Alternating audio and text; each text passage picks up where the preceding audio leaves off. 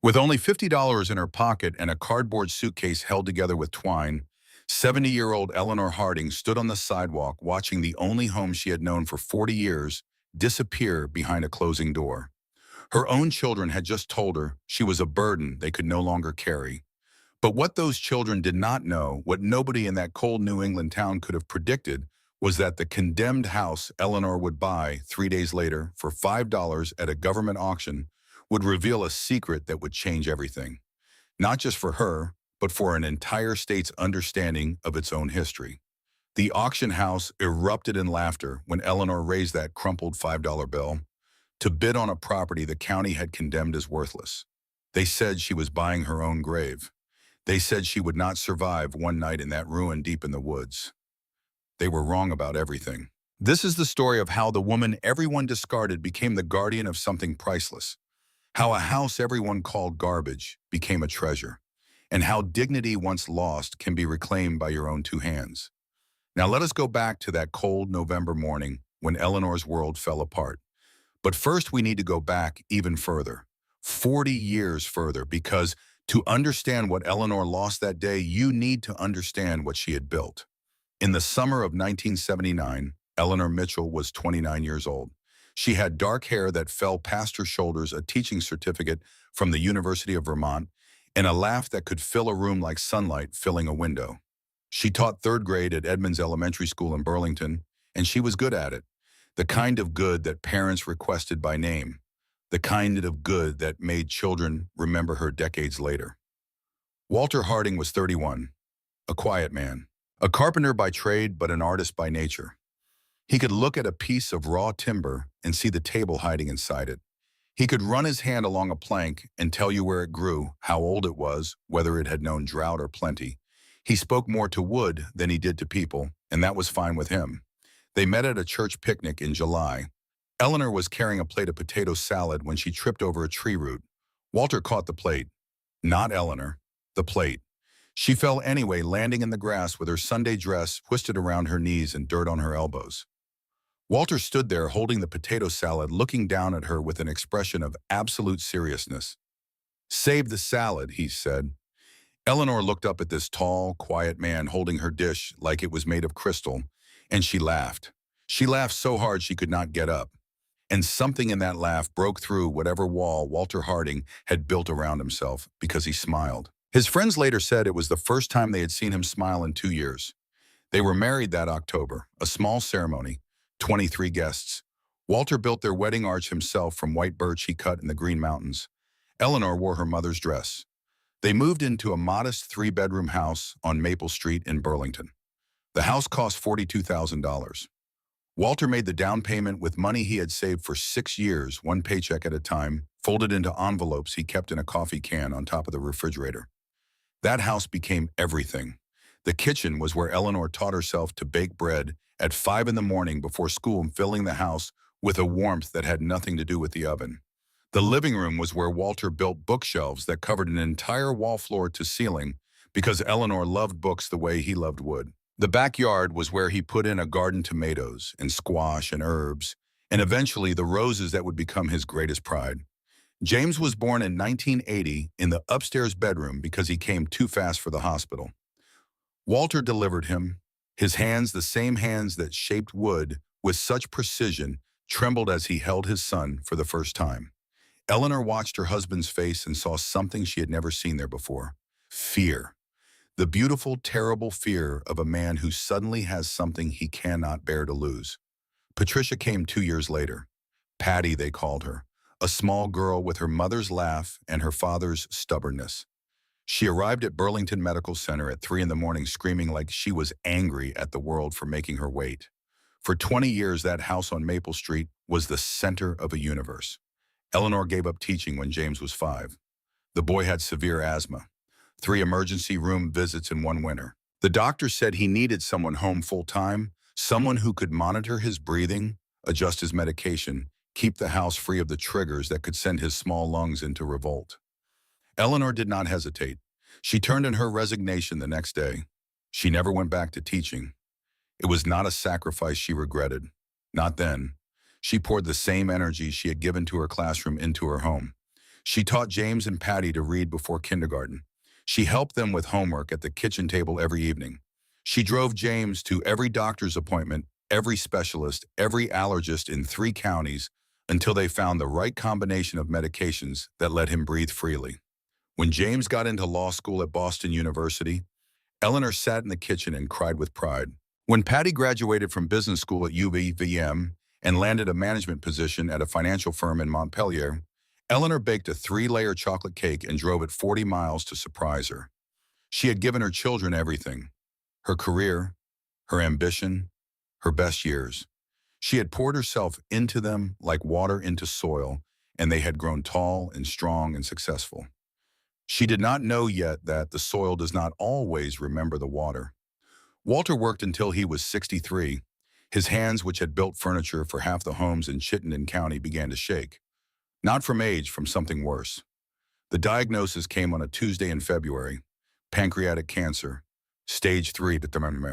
The doctors gave him a year. He lasted 14 months because Walter Harding had never once in his life done what he was told. Those 14 months were the most painful and the most precious of Eleanor's life. She nursed him at home.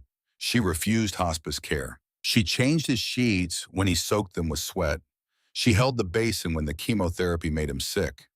She sat beside his bed at 3 in the morning, reading to him from the books on the shelves he had built, because sleep had abandoned him, and the only thing that still gave him peace was the sound of her voice.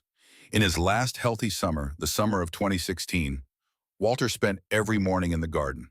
He could not do much. His hands shook too badly for carpentry, but he could still dig in the earth. He planted roses, dozens of them, climbing roses along the back fence, tea roses by the kitchen window, wild roses in the corner where the morning light hit it just right. "Why so many?" Eleanor asked him one afternoon, watching him kneel in the dirt with his thin arms and his swollen knuckles. Walter looked up at her. His face was gaunt. His eyes were the only part of him that still looked fully alive. "Because you will need something beautiful to look at," he said. After.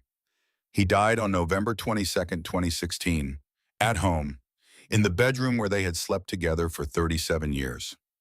Eleanor was holding his hand. His last words were not dramatic. They were not profound in the way that movie deaths are profound. He simply looked at her with those still living eyes and said very quietly, "This house is yours, Ellie. Do not let anyone take it from you." Then his hand went slack, and the man who had caught her potato salad 40 years ago was gone. For 3 years after Walter's death, Eleanor lived alone in the house on Maple Street. The first year was the worst. She would wake at 3 in the morning and reach for him in the dark, and her hand would find cold sheets, and she would remember. Every single morning she had to remember. The cruelty of grief is not the pain, it is the repetition. The brain forgets overnight, and the heart has to learn the truth again every dawn. She developed routines to fill the silence. She woke at 6:30. She made coffee for 2 out of habit and poured the second cup down the drain for months before she finally stopped making it. She tended his roses with the same devotion he had shown them. She talked to them sometimes the way Walter used to, telling them about the weather, about what she had read about the cardinals that came to the feeder he had built from scrap pine. She kept his workshop in the basement exactly as he had left it, tools hanging on pegboard sawdust, still on the bench, a half-finished birdhouse sitting on the workbench as if he had just stepped away for coffee and would be back any minute. Sometimes she would go down there and stand among his things, breathing in the ghost of sawdust, running her fingers along the smooth handle of his favorite plane. She did not cry in the workshop. It was not a place for tears. It was a place for making things, and she honored that even in his absence. James called once a week at first, then every other week, then monthly. The calls got shorter. Patty visited for Christmas the first year, but not the second. They sent cards. They sent flowers on her birthday. They did the minimum required to maintain the appearance of caring without the inconvenience of actually being present. Eleanor noticed. She noticed every missed call, every abbreviated visit, every conversation that ended with, "I have to go. Mom work is crazy." But she did not complain. She did not demand. She had been raised in a generation that believed you earned love by not asking for it, and she carried that belief like a stone in her pocket, heavy but familiar. She lived on her Social Security income, $1,200 a month, which was enough if she was careful. The house was paid off. Walter had made the last mortgage payment in 2010 and had celebrated by building Eleanor a new kitchen table from cherry wood he had been aging in the garage for 5 years. The house needed work. Eleanor knew this. The roof was 20 years old and beginning to show its age. The furnace made sounds that furnaces should not make. Property taxes had gone up 3 times since Walter's death. Burlington was becoming expensive. Young professionals were moving in.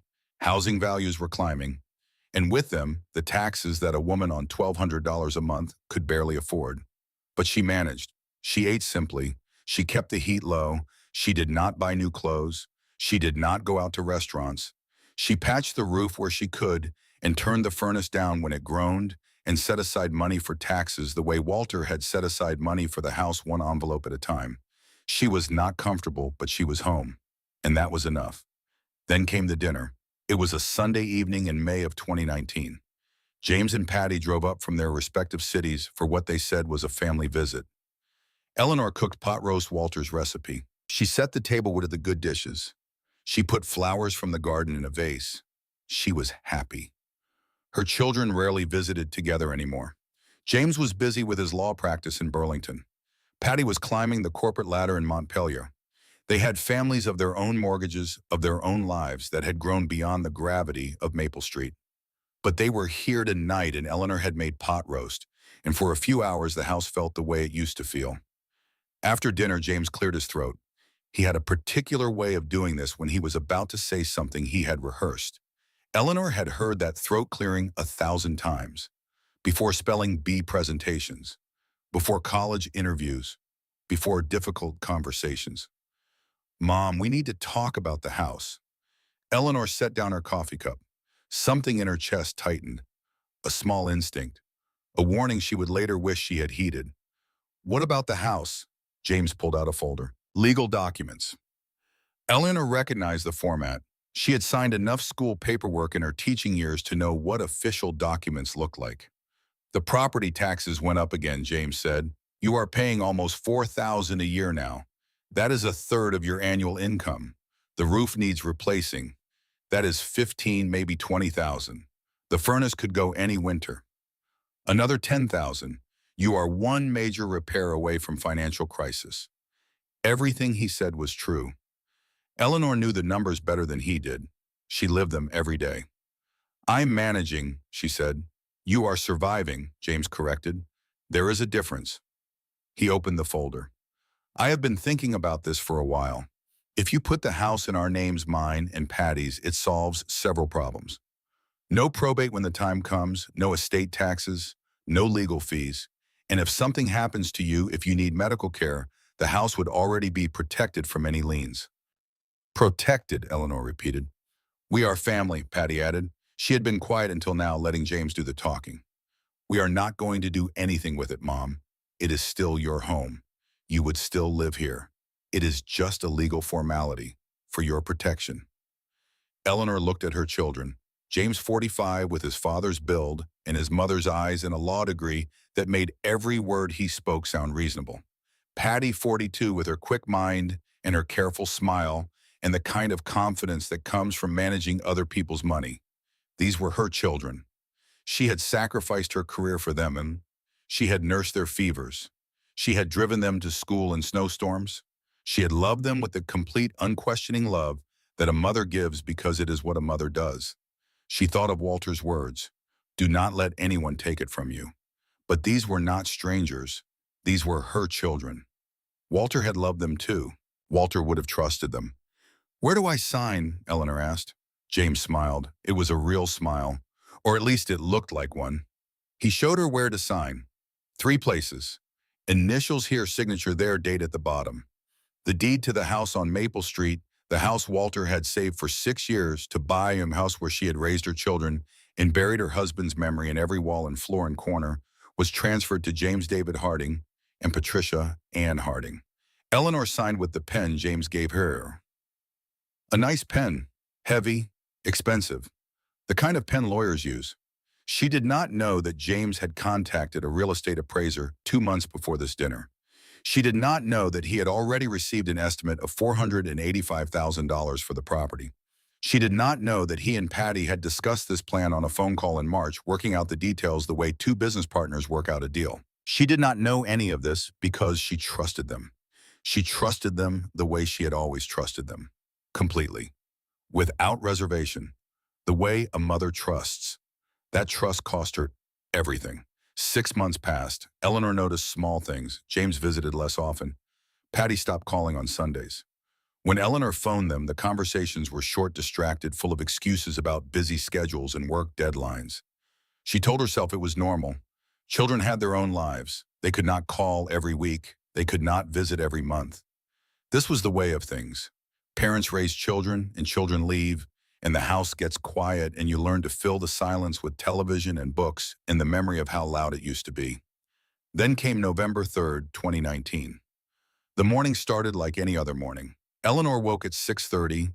She made coffee in the kitchen. She looked out the window at the last of Walter's roses, still holding their color against the approaching frost. She was planning to winterize the garden that afternoon, cut back the canes mulch. The beds prepare everything for the long Vermont cold. She never got to the garden. At 10 o'clock, a car pulled into the driveway. Then another. Eleanor looked out the front window and saw James getting out of his sedan. Patty was getting out of her SUV. And between the two cars, a third vehicle, one Eleanor did not recognize. A woman in a blazer got out carrying a clipboard and a measuring tape. A real estate agent. Eleanor opened the front door. The November air hit her face sharp and cold, carrying the smell of dead leaves and approaching winter. James, Patty. What is going on?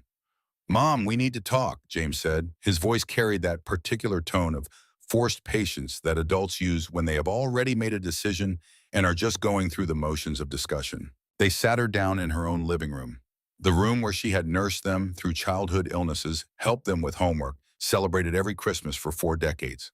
Patty spoke first. The house is too much for you, Mom. You are 70 years old. You cannot handle the maintenance. It is not safe. We found a wonderful assisted living facility, James added, pulling out a brochure. Very affordable. You will have your own room. They provide meals, activities, medical care if you need it. Eleanor took the brochure. The wonderful facility was a single room with a shared bathroom. The monthly cost was $3,000, more than twice her Social Security income. How would I pay for this? We have already talked to a buyer for the house, James explained. His voice was calm, practiced the voice of a lawyer presenting a case he had already won. He is offering $485,000. That is very good for this market. We will use that money to cover the facility costs. You will be taken care of. The words hit Eleanor like physical blows, each one landing harder than the last. You are selling my home. It is our house now, Mom, Patty said. Her voice was harder than Eleanor had ever heard it. Colder. The voice of a woman who manages money for a living and has learned to separate an emotion from transaction. You signed it over to us. Remember, we are making the decision that is best for everyone. Best for everyone, Eleanor heard herself say, or best for you. James's expression changed, the mask of patience slipping to reveal something underneath, something sharp and impatient and completely unfamiliar to the woman who had rocked him to sleep as a baby. That is not fair. We are trying to help you. You are becoming a burden, Mom. The constant calls about things breaking, the worry about you being alone here. We have our own families to think about, our own responsibilities. Burden. The word hung in the air between them like smoke. Eleanor looked at her son. She looked at this man she had carried inside her body, this man. She had given up her career to raise this man whose asthma attacks she had sat through at 3 in the morning, holding his hand and counting his breaths year after year after year. I never asked you for anything, she said. Her voice was shaking now, but not from weakness, from something else entirely. I have taken care of myself since your father died. I have never been a burden to anyone. Well, you are now, Patty snapped, her patience clearly exhausted. And we are not going to keep carrying you. The house sells in 2 weeks. The buyer wants it empty. You need to pack what you can carry and be ready to move to the facility by the 15th. And if I refuse, James looked at her directly, the house is legally ours. If you refuse to leave, we will have you evicted. Please do not make this harder than it needs to be. Evicted by her own children, from the house her husband built their life in. the house where she had given them everything she had. Eleanor felt something break inside her, not her heart. Her heart had broken when Walter died, and she had survived that. This was something else, something deeper and older. It was the breaking of a belief she had carried her entire adult life. The belief that if you give everything to your children, they will take care of you. The belief that love once given is remembered. The belief that family is permanent. That belief lay shattered on the living room floor between a pot roast gone cold and a brochure for a $3,000 room with a shared bathroom. They left shortly after taking the real estate agent with them to discuss staging the house for sale. They did not offer to help Eleanor pack. They did not ask if she needed money. They did not ask where she would go or how she would get there. They did not stay for the tea she had prepared before they arrived back when she still thought this was just a normal visit from her children. The tea sat on the counter still warm in the cups she had set out. 3 cups, the good ones, because her children were coming. Eleanor sat alone in the silent house for a long time. She sat in the living room and looked at the bookshelves Walter had built. She looked at the kitchen table he had made from cherry wood. She looked at the walls that held 40 years of pencil marks, measuring how tall James and Patty had grown inch by inch, year by year. Then she went upstairs to the bedroom she had shared with Walter and began to pack. She had no money for movers or storage. Her Social Security check had gone to utilities and groceries. She had exactly $50.38 in her checking account and $6 in cash in her purse. She packed what she could carry, clothes worn but clean. A few photographs, the ones she could not leave behind. Walter's watch, the one she had given him on their 20th anniversary, the one that still ticked though his heart had stopped.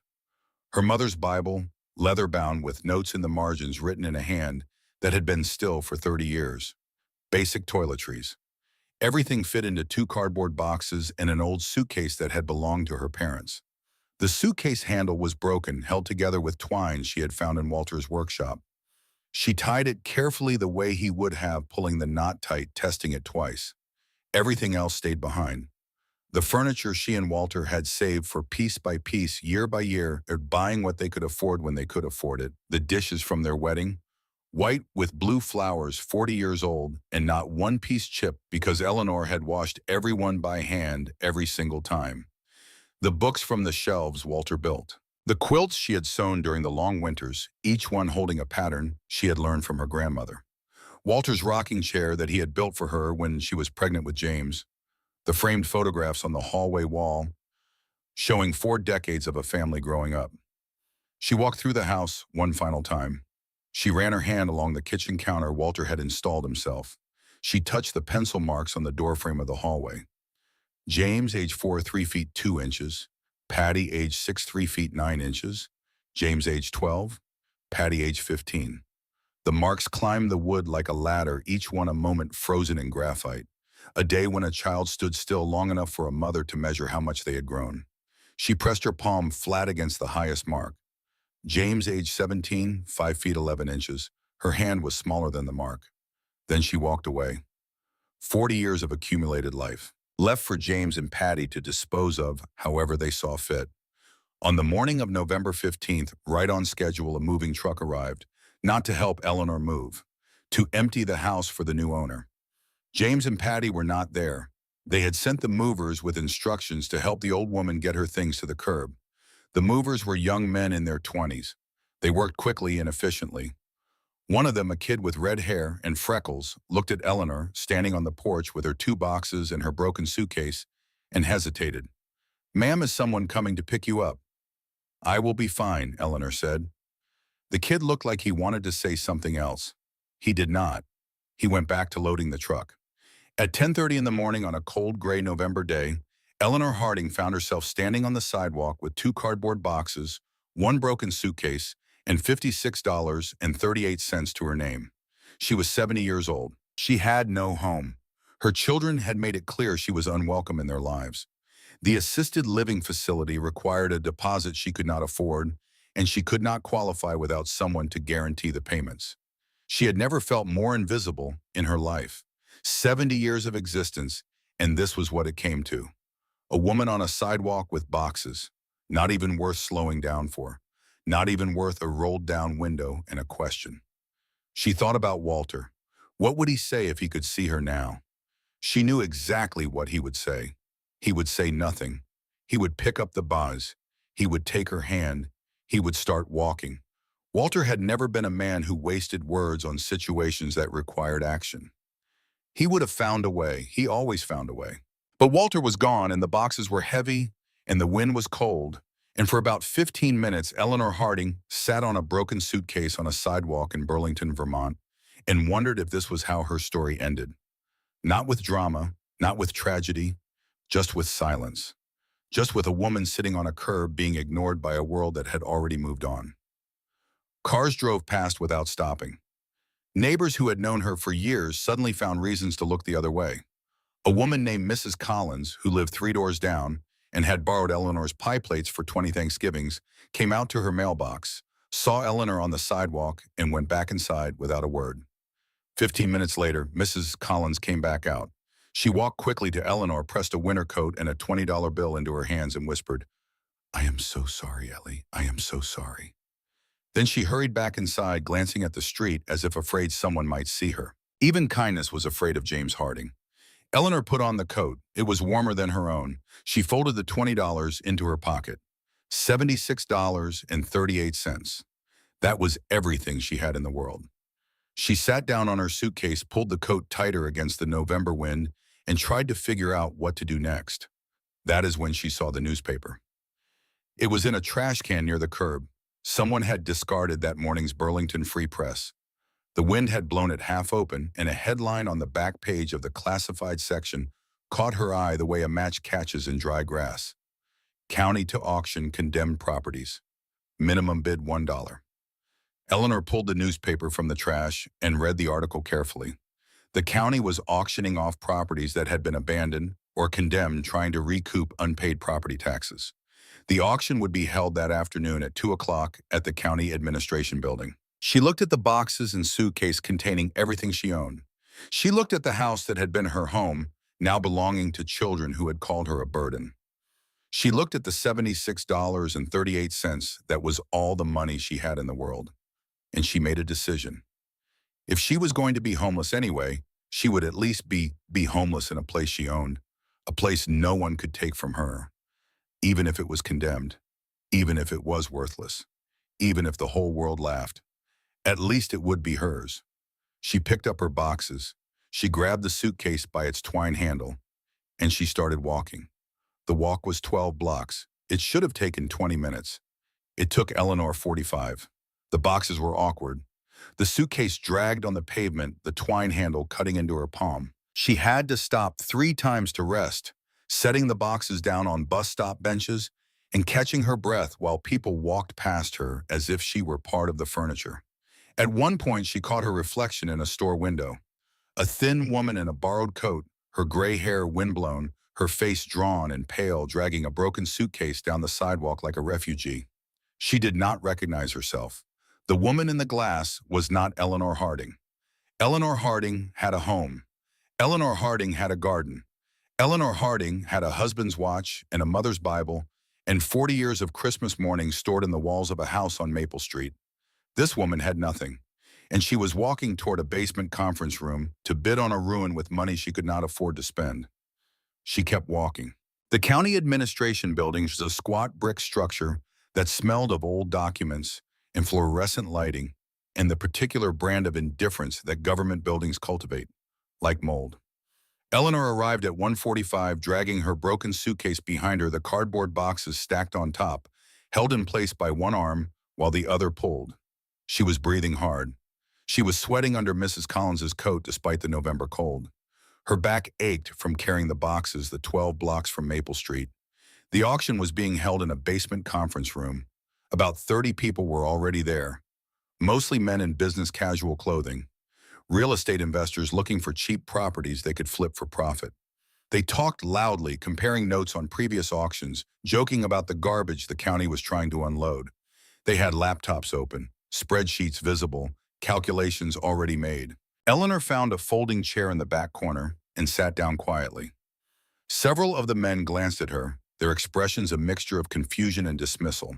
An elderly woman with a broken suitcase and cardboard boxes was not serious competition. She was not even a curiosity. She was wallpaper. Background noise. The auctioneer was a heavy-set man in his 50s named Gerald Stokes. He had been conducting county auctions for 15 years and had the rapid-fire delivery of someone who wanted to get through the process as quickly as possible and get home in time for dinner. "All right, folks, let us get started," he called out at exactly 2:01. "We have got 23 properties on the docket today, all sold as is, no warranties, no guarantees. You buy it, you own it, problems and all. Minimum bid is $1. Payment due immediately upon sale. Cash cashier's check or money order only. Everybody clear." The crowd murmured agreement. The first properties went quickly. A small commercial building in downtown Burlington went for $45,000. A vacant lot with foundation issues sold for $12,000. A house with serious water damage brought $38,000. The investors bid aggressively, driving prices up, clearly knowing which properties had potential and which were genuine garbage. Eleanor watched quietly, learning how the process worked. When a property was announced, Stokes would describe its location, size, and known issues. Then bidding would start at $1 and climb from there, sometimes slowly, sometimes in rapid jumps when two investors wanted the same piece. She watched the numbers on each sale: 12,000, 26,000, 38,000, 51,000. Numbers that were beyond anything she could imagine. Numbers from a world she no longer belonged to. With each sale, her hope dimmed. These were not cheap properties. These were investments for men with capital and spreadsheets and construction crews on speed dial. Eleanor had $71 in a borrowed coat. She was sitting in the back of a room full of sharks, holding a minnow's budget, hoping that somewhere at the bottom of the county's barrel was something so rotten that even the sharks would not want it. She almost left twice. The first time after a property sold for $63,000 and the room burst into celebratory chatter. The second time when the man next to her asked if she was lost. She told him no. She was exactly where she was supposed to be. He moved to a different seat. Eleanor stayed. She stayed because she had nowhere else to go. She stayed because the alternative was a park bench or a shelter or a sidewalk in November in Vermont. She stayed because somewhere inside her, in a place she had not visited in years, something stubborn was waking up. Something that sounded like Walter's voice saying words he had never actually said, but that she knew he would have. "Stay, Ellie. Stay and fight." After 90 minutes, they had worked through 21 properties. Eleanor's hands were sweating despite the cool basement air. She had $76.38. If the remaining properties went for more than that, she was out of options.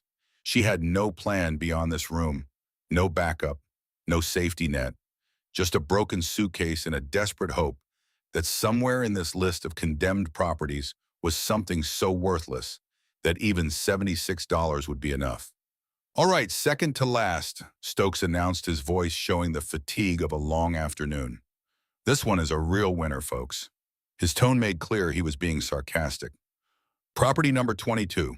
Located at the end of Timber Ridge Road, approximately 12 miles outside city limits. Structure is a single-family dwelling approximately 1,200 square feet, built circa 1870. A few people in the audience laughed. A house from 1870 that was being auctioned off by the county was clearly in a condition beyond hope. Stokes continued reading from his notes, and with every sentence the laughter grew. Property has been abandoned for approximately 15 years. No electricity, no running water, no septic system currently functional. Structure has significant roof damage, broken windows, foundation issues, and extensive mold. County inspector has condemned the property as uninhabitable and recommended demolition. More laughter. Eleanor sat very still. Access is via an unpaved forestry road, impassable in winter months. No nearby neighbors. Property sits on 2.3 acres of heavily forested land. Stokes looked up from his notes with a showman's grin. And just to sweeten the deal, there is an active family of raccoons living in what used to be the kitchen. The room erupted, 30 men laughing, some of them wiping their eyes. One man in the front row was laughing so hard he spilled his coffee. "So," Stokes said, riding the laughter like a wave, "who wants to start the bidding at $1 for this prime piece of real estate?" Silence. No one raised a hand. No one reached for a paddle. No one even shifted in their seat. The property was so worthless that not a single one of these professional investors would risk a single dollar on it.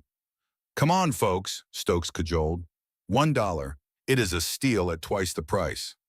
More laughter, but still no bids. Stokes shrugged. "All right, if there are no bids, we will move to the final. $5. The voice came from the back of the room. It was quiet, but it was clear. Clear the way a bell is clear in still air. Every head turned. Eleanor Harding was standing up. Her hand was raised, and in it, she held a crumpled $5 bill. Her hand was shaking slightly, but her eyes were not. Her eyes were steady. Her eyes were the eyes of a woman who has made a decision that the rest of the world has not caught up to yet. "I bid $5 for the property." Gerald Stokes squinted toward the back of the room. "I am sorry, did someone bid $5? $5, Eleanor repeated louder this time. She held the bill higher so he could see it. "For property number 22. The room fell completely silent. 3 seconds of absolute quiet. The kind of silence that happens when reality does something unexpected and the brain needs a moment to process it. Then the laughter started, and it was not the polite shared laughter from before. This was different. This was mocking, cruel. The laughter of people who have just found someone lower than themselves on the ladder and want to make sure she knows it. Several of the investors were actually pointing at her, grinning at each other like they were watching a comedy show. "Lady, do you have any idea what you are bidding on?" one of the men called out. "That place is a death trap. You are 70 years old. You will be dead out there in a week." "You are literally buying a raccoon condo," another man added, and the room howled. Eleanor said nothing. She stood with her $5 bill raised and her eyes forward, and her mouth set in a line that Walter Harding would have recognized immediately. It was the same expression she had worn when the doctors said James's asthma could not be controlled. The same expression she had worn when they said Walter had 6 months. The expression that meant she had heard what the world was telling her and she had decided the world was wrong. Stokes held up his hand for quiet. The laughter died down slowly like embers. "Ma'am, I need to make sure you understand what you are bidding on. This property is condemned. It is not livable. It has no utilities. It is 12 miles from town on a road that is not maintained. Are you sure you want to proceed?" "I am sure," Eleanor said. $5 is my bid." Stokes looked around the room. "Anyone want to bid against the lady $6? Anyone?" Laughter again, but no competing bids. Why would anyone pay even $6 for a property that would cost tens of thousands to make remotely habitable? It was a joke. The old woman was a joke. The whole thing was a joke. Except Eleanor was not laughing. "All right then," Stokes said, shaking his head slowly. "Going once at $5. He paused. "Going twice." He paused again, giving the room one last chance to intervene, to stop what everyone clearly believed was a tragic mistake. No one did. "Sold. Property number 22 to the lady in the back for $5. The room burst into applause and laughter. Someone whistled. Someone clapped slowly, sarcastically. Eleanor ignored all of it. She picked up her suitcase, balanced her boxes, and walked to the front of the room. The crowd parted for her. Not out of respect, out of the same instinct that makes people step aside for something they do not understand and are slightly afraid of. She reached the table where Stokes was sitting. She set down her boxes. She opened her purse with steady hands, and she carefully counted out $1 bills, placing them on the table one at a time. 1, 2, 3, 4, 5. Each bill placed with precision, with dignity, with the quiet deliberateness of a woman who knows exactly what she is doing, even if no one else does. "I will need to see ID, and you will need to sign the transfer documents," Stokes said. His amusement had faded. Something in the way Eleanor had placed those bills one by one with such care had shifted something in him. "Ma'am, are you really sure about this? I am legally obligated to sell it to you since you are the high bidder. But I really think you should reconsider." "I am sure," Eleanor said simply. "I have never been more sure of anything in my life." As Stokes filled out the forms, a younger man approached. Mid-30s, expensive watch, designer jeans, the kind of man who had never counted out 5 single-dollar bills for anything in his life.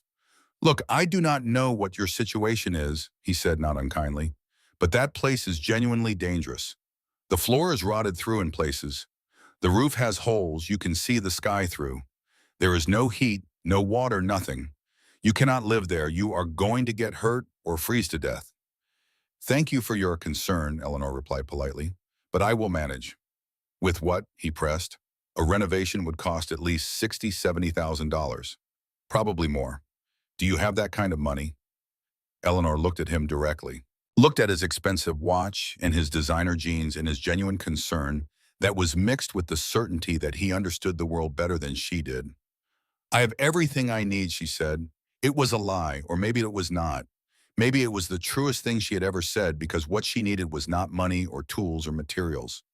What she needed was something to fight for, something that was hers, something that could not be taken away by a son with a law degree and a daughter with a spreadsheet. The young man stepped back.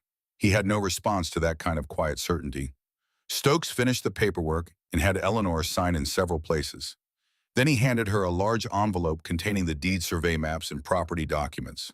Congratulations, he said, though his tone suggested he thought she was signing her own death warrant. You now own property number 22. The address is 1847 Timber Ridge Road. Here's a map showing how to get there. He paused. And good luck. You are going to need it. Eleanor took the envelope and the map. She picked up her suitcase and her boxes. She tucked the envelope carefully inside her coat against her chest where she could feel it. The deed, her name on a piece of paper that said she owned something in this world. She walked out of the county building while 30 real estate investors watched her go. Most of them were still chuckling about the crazy old woman who just bought her own death sentence for $5. But Eleanor was not listening to them anymore. She was reading the map. She was figuring out how to get to Timber Ridge Road. She had $51.38 left, no car, no phone, no plan beyond surviving tonight. But she had something she had not had 3 hours ago. She had a home, condemned, falling apart, 12 miles from civilization, inhabited by raccoons, but hers, legally hers, with a deed that said Eleanor Harding owner, in ink that could not be erased, on paper that could not be unsigned, in a truth that no son or daughter or real estate agent or auctioneer could undo. No one could take it from her. Not her children. Not anyone. Not ever again. The November wind hit her face as she stepped outside, cold and sharp and real. The sun was already low in the sky, that thin November light that makes everything look like a faded photograph. She had maybe 2 hours of daylight left, 12 miles of road between her and a house she had never seen. No car, no phone, no flashlight, no food. She pulled her coat tighter. She adjusted her grip on the suitcase, feeling the twine bite into her palm. $51, a condemned house, a 12-mile walk ahead. 70 years old, and the temperature was dropping. A reasonable person would have turned around. A reasonable person would have walked to the nearest shelter and asked for help. A reasonable person would have called her children and begged. But Eleanor Harding was done being reasonable. Reasonable had gotten her a signed deed and a sidewalk. Reasonable had gotten her 2 cardboard boxes and a borrowed coat. Reasonable had gotten her laughed at by 30 strangers in a basement. She was going to try something else now. She started walking. The streetlights were coming on by the time she reached the edge of town. Behind her, the buildings of Burlington were beginning to glow with warm indoor light. Ahead of her, the road stretched into darkness, into forest, into the unknown. She did not look back. And somewhere in the deep woods outside Burlington, Vermont, at the end of a road that was barely a road and a house that was barely a house behind boards that had been placed there 150 years ago by hands long turned to dust, something was waiting, something hidden, something that had been patient for a very, very long time. But Eleanor did not know that yet. All she knew was that she was walking towards something instead of away from something, and that for the first time since Walter died, the direction felt right. Getting to Timber Ridge Road with 2 cardboard boxes and a broken suitcase proved to be the first of many challenges Eleanor would face. She could not afford a taxi. That would cost at least $40 for a 12-mile trip, and she needed every dollar she had left. So she walked, not all 12 miles, that would have been impossible. But she walked the first 3 miles to the edge of town, where the sidewalks ended, and the road narrowed, and the trees began to close in like walls. There was a small general store there set back from the road with a gravel lot and a hand-painted sign that read Morrison's Hardware and Sundries. The lights were still on inside, though it was past closing time. A pickup truck sat in the lot, its bed loaded with lumber and fencing wire. Eleanor set her boxes on the gravel and sat on her suitcase to catch her breath. Her legs were shaking. Her back was a solid wall of pain. She had walked 3 miles carrying everything she owned, and she still had 9 to go, and the sun was almost gone. That is when the store's front door opened and a man stepped out. He was somewhere in his 60s, tall and lean, with the weathered face of someone who had spent most of his life outdoors. He wore a flannel shirt and work boots and a canvas jacket that had been patched so many times it looked like a quilt. His name was Earl Hobbs, and he was locking up for the evening. He stopped when he saw Eleanor, a 70-year-old woman sitting on a broken suitcase in his parking lot, breathing hard with 2 cardboard boxes at her feet and the last light of a November day fading behind her like a curtain being drawn. "You all right, ma'am?" he asked, concern evident in his voice. Not the polite concern of a stranger making sure you are not going to be a problem. Real concern, the kind that starts in the gut and works its way up to the voice before the brain has time to decide whether it is convenient. "I need to get to Timber Ridge Road," Eleanor said. "I just bought a property there, but I do not have transportation." Earl looked at this woman with her cardboard boxes and her broken suitcase and the thin sweat on her forehead despite the cold. He looked at the darkening sky and the road that led into the forest. He looked at her hands, which were red and raw from carrying the boxes by their edges. Timber Ridge, that is way out, not much out there but old logging roads and forest. "I know," Eleanor said. "That is where I am going." Earl studied her for a moment. He was a man who had learned to read people the way some men read the weather, by paying attention to the small signs that others miss. He saw a woman who was exhausted but not broken, desperate but not defeated.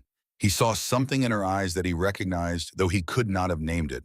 It was the same thing he had seen in his own eyes 6 years ago, when he had stood in his kitchen at 3 in the morning after the phone call about his wife's accident, and he had known that everything was different now, and the only choice was whether to keep standing or to sit down. He had kept standing. He could see that this woman intended to do the same. "I'm heading home," Earl said. "I live out that direction. I can give you a ride." "I cannot pay you," Eleanor admitted. "Did not ask you to," Earl replied. "Come on, truck is around back." The drive took 30 minutes, most of it on increasingly rough roads. The pavement ended 5 miles out of town, replaced by gravel that eventually gave way to dirt. Earl's truck bounced and rattled over ruts and roots. The headlights carved a tunnel through the darkness, illuminating trees that pressed close on both sides, their bare branches reaching over the road like fingers. Earl tried to make conversation. He asked where she was from. He asked about the property. He asked careful, gentle questions, the way a man does when he can see that the person next to him is carrying something heavy and might need help setting it down. Eleanor kept her answers brief. She was not ready to explain, not ready to say the words out loud. "My children threw me out. I bought a condemned house for $5. I have nowhere else to go." The words were true, but saying them would make them real in a way that she was not yet prepared for. So she said as little as possible and looked out the window at the dark forest and the occasional flash of animal eyes caught in the headlights. Finally, following the map Gerald Stokes had given her, they turned onto what could barely be called a road. It was more like 2 tire tracks through dense forest overgrown with weeds and small saplings that scraped against the underside of the truck. "This is Timber Ridge Road," Earl said doubtfully. "Have not been down here in years. Did not know there were any standing structures left." They drove slowly, branches dragging along the sides of the truck like fingernails on wood. After about a quarter mile, the tracks opened into a small clearing. And there it was, Eleanor's house. Even in the beam of Earl's headlights, even at a distance, the place looked like something that had been forgotten by everything except time and weather. It was a small structure, probably originally built as a hunting cabin or logger's cottage sometime in the 1870s. The original construction had been solid. Thick timber frame, stone foundation. The kind of building that men built when they expected it to stand for a century. It had stood for a century and a half, but the last 15 years of complete abandonment had taken what time it spared. The roof sagged in the middle like the spine of an old horse. On the right side, a hole about 3 feet across opened directly to the sky. Every window was broken, just empty frames with shards of glass clinging to rotted wood like loose teeth. The front door hung crooked on one hinge half open, as if the house had given up on keeping anything out. Vines and small trees grew up against and partially through the walls. The front porch had collapsed entirely on one side, the boards jutting upward like broken ribs. The whole structure leaned slightly to the left, as if the burst was slowly pulling it down into the earth, reclaiming what had been taken from it 150 years ago. Earl let out a low whistle. "That is what you bought." "That is what I bought," Eleanor confirmed. "Ma'am, you cannot live there. That is not a house. That is kindling waiting for a strong wind." "It is my house," Eleanor said quietly. "It is all I have." Earl was quiet for a moment, then he sighed the way men sigh when they have decided to help with something they know is probably hopeless. "Let me at least help you get your things inside. And I have got a tarp in the back. We can put it over that hole in the roof. It will not be perfect, but it will keep the worst of the rain off." They spent the next 45 minutes making the place marginally less hostile to human life. Earl used a crowbar to force the front door open. The wood had swollen with moisture and was stuck tight. It took 3 hard pulls before it gave way with a groan that sounded almost human. Inside was worse than outside. The main room was maybe 300 square feet. What had been a kitchen area occupied one side. A small bedroom was visible through a doorway on the other. Every surface was covered in decades of accumulated debris.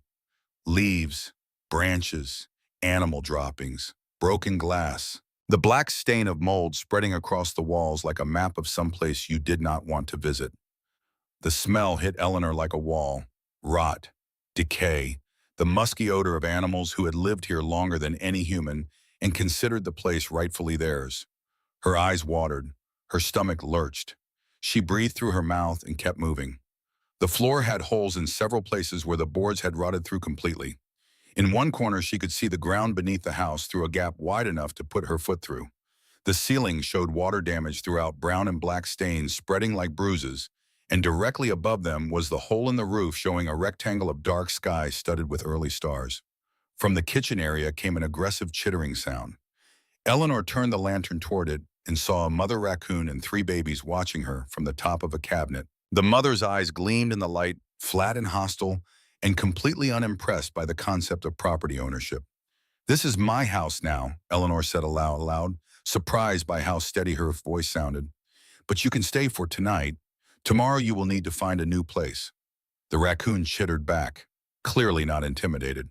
Earl came back from his truck with the tarp, some rope, a flashlight, and a bottle of water. Working together, they managed to get the tarp over the roof hole, securing it with rope tied to exposed beams. It was not pretty. It was not even good, but it would keep rain from pouring directly into the house for as long as the wind did not get ambitious. "I have got a battery-powered camping lantern in the truck," Earl said. "You can have it." He reached into his jacket and pulled out a $20 bill. "And here, there is a camp store about 5 miles back the way we came. They have got basic supplies." "I cannot take your money," Eleanor protested. "You can and you will," Earl said.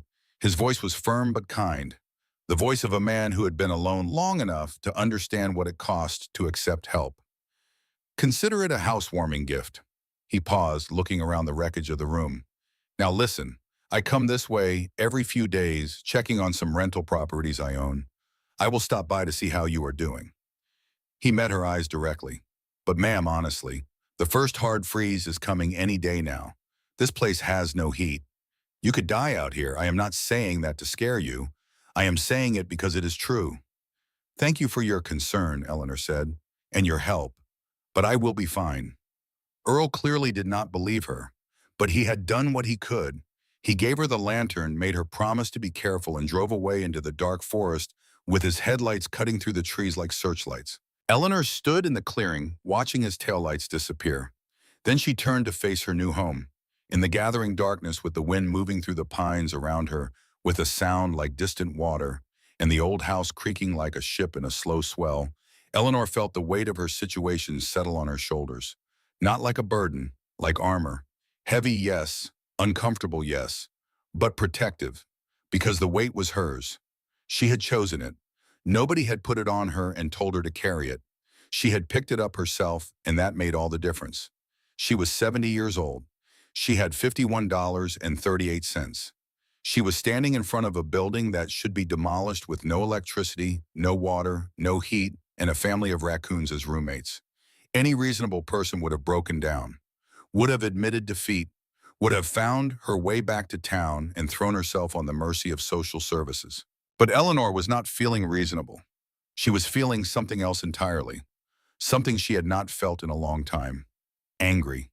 Not at her children, though she had every right to be. Not at the world, though it would have been justified. Angry at herself for being weak, for letting herself become dependent, for signing over her house, for trusting people who had proven themselves untrustworthy, for spending 3 years after Walter's death slowly fading instead of fighting. And beneath the anger was something harder and stronger, something that did not bend. Determination. She had been called a burden. She had been discarded. She had been laughed at by a room full of strangers who thought she was pathetic. She was going to prove every single one of them wrong. Eleanor picked up the lantern, clicked it on, and walked into her house. She spent an hour clearing a small area of floor in the main room, using a pine branch with bushy needles as a broom, using her bare hands to pull up larger pieces of debris, feeling her nails break and her fingers scrape against rough wood and broken glass. She created a space about 6 feet by 6 feet that was relatively clean. She laid out her coat as a ground cloth. She pulled out her blanket. She set Walter's watch and her mother's Bible carefully on the floor beside her. She ate half a granola bar she had saved from breakfast, her only meal that day. She drank some of the water Earl had given her. Then she lay down on the hard floor, pulled the thin blanket over herself, and looked up at the water-stained ceiling. The wind outside was picking up. She could hear it moving through the trees. The house creaked and groaned around her. Small animals skittered in the walls. From the kitchen, the raccoons occasionally made noise, reminding her that she was not the only living thing trying to survive the night. She was cold. The thin blanket was not enough. The November chill seeped through the broken windows and the gaps in the walls and found her bones the way cold always finds bones. Her back ached from the hard floor. Her hands hurt. Her legs were sore from the miles of walking. But as she lay there in the darkness of the forest, in a condemned house 12 miles from civilization, with less than $52 to her name, Eleanor Harding felt something she had not felt in months: hope. "This is my castle," she whispered to herself, using the words to make them true. "This is my home, and I am going to make it beautiful." In the kitchen, the raccoon chattered softly as if in response. Eleanor closed her eyes, and despite everything, she fell asleep. Tomorrow the real work would begin. She woke at dawn to the sound of birds and the feeling of cold so deep it seemed to live inside her. During the night, the temperature had dropped to just above freezing. Her breath made clouds in the gray morning light. The blanket had been useless against it. She had spent most of the night shivering, drifting in and out of a thin, restless sleep that left her more tired than rested. But with dawn came light, and with light came clarity. She sat up slowly, her back screaming, and looked around her new home with morning eyes. If anything, it looked worse than it had the night before. The daylight streaming through the broken windows was merciless in what it revealed. Every stain, every crack, every evidence of decay. The house did not look like a home. It looked like a place where things came to die. Eleanor stood up anyway. She stretched. She ate the last of her granola bar. She drank water, and she went to work. The first order of business was survival. She needed water, food, warmth, and shelter. In that order, everything else was secondary. Everything else could wait. Water was the easiest problem to solve. The property sat in forested land, which meant there had to be water nearby. Eleanor spent an hour exploring the area around the house. The forest was dense, the ground covered in fallen leaves and pine needles that muffled her footsteps. She followed the slope of the land downhill, listening for the sound she was hoping to hear. She found it about 200 yards from the house. A small creek running fast and clear, over rocks maybe 4 feet wide and a foot deep. The water was cold and sharp. She cupped her hands and brought it to her face. It smelled like rocks in winter. Probably not safe to drink without boiling, but it would work for washing and cleaning. She used the empty water bottle Earl had given her to carry creek water back to the house. Multiple trips, up and down the slope. Her 70-year-old legs protested the steep grade, the muscles burning, the joints aching. But she pushed through. Complaining was a luxury she could not afford. The only currency she had was effort, and she intended to spend it without reservation. Back at the house, she began the task of cleaning, with the pine branches a broom, with her bare hands as tools. Every movement kicked up dust that made her cough. The smell of mold was so strong it made her nauseous. Her back ached constantly from bending and lifting and pulling.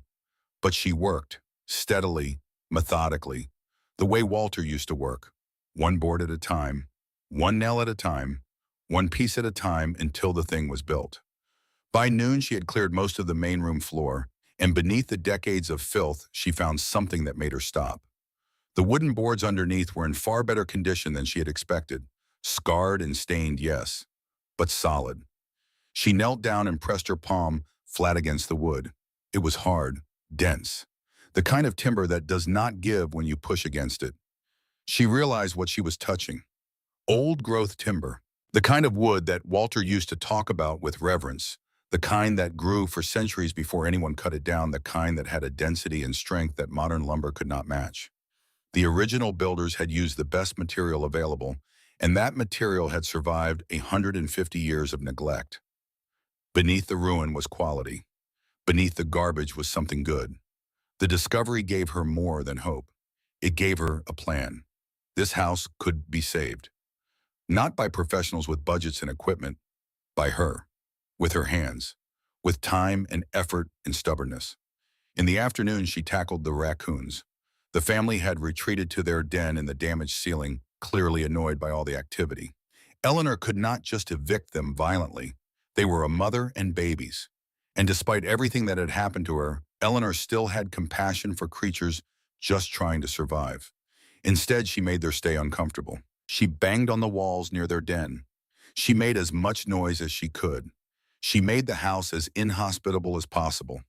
By evening, the raccoons had left climbing out through the roof hole and disappearing into the trees. Eleanor immediately stuffed the opening with branches and the tarp to prevent their return. That night, she walked the 5 miles to the camp store Earl had mentioned. 5 miles through dark forest with only the lantern to light her way. The road was rough, full of ruts and stones. Every shadow could have been an animal. Every snap of a branch could have been a threat. She walked anyway. Fear was another luxury she could not afford. The store was small, warm, and well-stocked. The owner was a woman named Donna Pruitt, late 50s, sharp eyes, the kind of face that had seen enough of life to not be surprised by much. She was closing up when Eleanor arrived, but she opened the door when she saw the old woman standing in the cold with a lantern and scratched hands and dirt on her clothes. "You are the one who bought the Timber Ridge place," Donna said. It was not a question. In a community, this small word moved faster than the wind. "I am," Eleanor confirmed. Donna sold her 10 pounds of rice, 5 pounds of dried beans, salt, a box of matches, and a large container of water purification tablets. The total should have been about $35. Donna charged her 20. "Call it a neighbor discount," Donna said.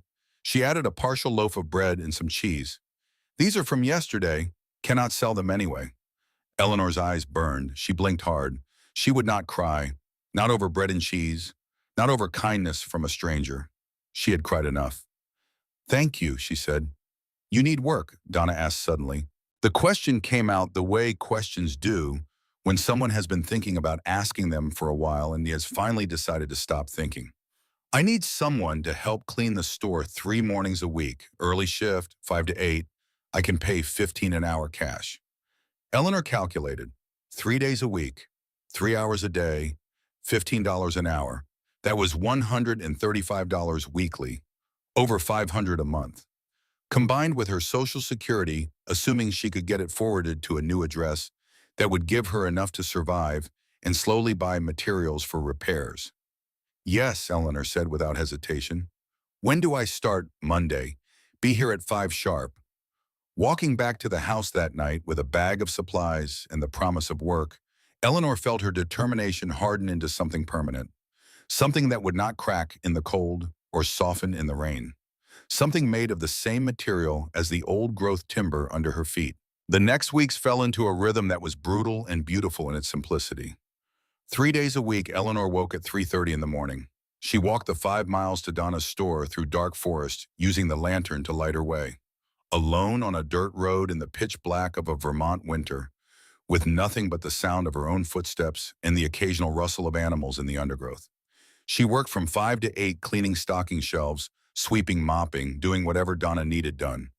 Then she walked the 5 miles back to her house and worked on repairs until dark. On the days she did not work at the store, she worked on the house from dawn to dusk. Her hands, soft from years of domestic life, became rough and calloused. Blisters formed, broke, bled, and hardened into thick pads of skin that could grip a hammer handle or a rough board without flinching. Her nails, once carefully maintained, were broken and dirt-stained. Her back, which had ached constantly, at first slowly grew stronger. Muscles she had not used in decades began to rebuild. She could feel them under her skin, waking up remembering what they were for. The windows were first. She could not afford glass, but she could make the openings weather-tight. She gathered straight branches from the forest and wove them tightly into frames. Then she used mud mixed with clay from the creek bank and dried grass to create a thick substance.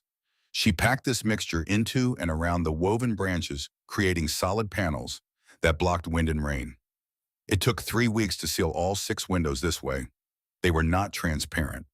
Light came through only where she left deliberate cracks at the top of each panel, but they kept the cold out. And in November in Vermont, keeping the cold out was the difference between living and dying. The roof was harder. She could not replace it entirely, but she could patch it. She gathered pine boughs, thousands of them, cutting them with a dull saw she found in the ruins of a shed behind the house. She layered them like shingles, overlapping them, carefully securing them with twine. The pitch from the pine naturally waterproofed the layers. When it rained, she stood inside and watched anxiously. A few leaks appeared, but nothing like before. She marked each one and patched it the next day. Every week, she bought a few dollars worth of supplies from Donna: nails, rope, a used tarp, a better saw, a hammer. Slowly, one purchase at a time, she was building a collection of tools. Earl stopped by every week or so. He brought things he said he did not need anymore: a kerosene lamp, a wool blanket, a small camping stove. Eleanor knew he was buying these things for her, not cleaning out a closet. She accepted the gifts with quiet gratitude while maintaining her dignity. She did not gush. She did not weep. She said thank you and put the items to use, because the best way to honor a gift is to need it. "You are actually doing it," Earl said one day in early December, standing in the doorway and looking at the sealed windows and patched roof with something like awe on his weathered face. "People in town said you would be dead by now. They are taking bets on when they will find your body." "They will be disappointed," Eleanor said dryly. Earl almost smiled. Almost. As December deepened, Eleanor began to see the house differently. Not as a ruin, but as a puzzle. Every problem had a solution if she was creative enough and stubborn enough to find it. The floor had holes. She gathered flat stones from the creek and fitted them into the gaps, mortaring them in place with her clay mixture. The walls were moldy. She scraped off the worst of it with a stick, then sealed the wood with a paste of ashes, water, and clay that acted as a natural fungicide. She needed heat. She cleaned out the old wood-burning stove that sat rusted and ancient in the kitchen area, replaced the sections that had rusted through with carefully shaped stones, and got it working. It smoked terribly at first, filling the house with haze that made her eyes burn and her lungs protest. But she learned to adjust the draft sealing gaps with clay, building the fire smaller and hotter, and eventually it heated the small space enough to keep her alive. She foraged in the forest. She learned which plants were edible. Corns could be leached and ground into flour. Certain roots were safe to eat. Wild onions grew near the creek. She supplemented her rice and beans with these forage foods, eating simply but adequately. She was losing weight she could not afford to lose, but she was eating. She was surviving. Then the storm came. It hit in the 3rd week of December without warning.